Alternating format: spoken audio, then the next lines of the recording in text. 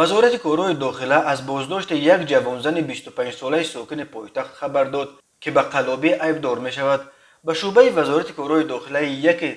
در نویه شاه منصور با عریضه زن 51 ساله ساکن جماعت دهات اسماعیل شهر وحدت مراجعت نموده است که ماه ایول سال 2021 جوانزن 25 ساله ساکن پایتخت با راه فریب به باوریش درآمده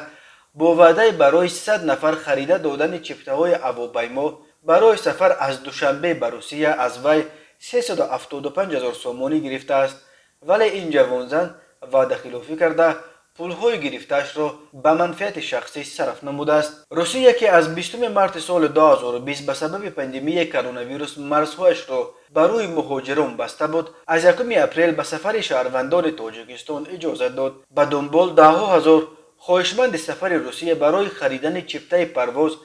به نزد کاسه ها ریختند. شرکت های هواپیمایی با استفاده از این گرمی بازار نرخ پروازهای خود را به آسمان برداشتند و همچنین زیاد بودن طلبات به چپته های پرواز تا روسیه بازار حناتان و قلابان را گرم کرده است. مقامات حفظ حقوق هر ماه درباره بازداشت چندین نفر با اتهام با نرخ گران فروختن چپته های هواپیمایی یا فریب دادن مردم با وعده خرید دادن چپته خبرها نشر می کنند.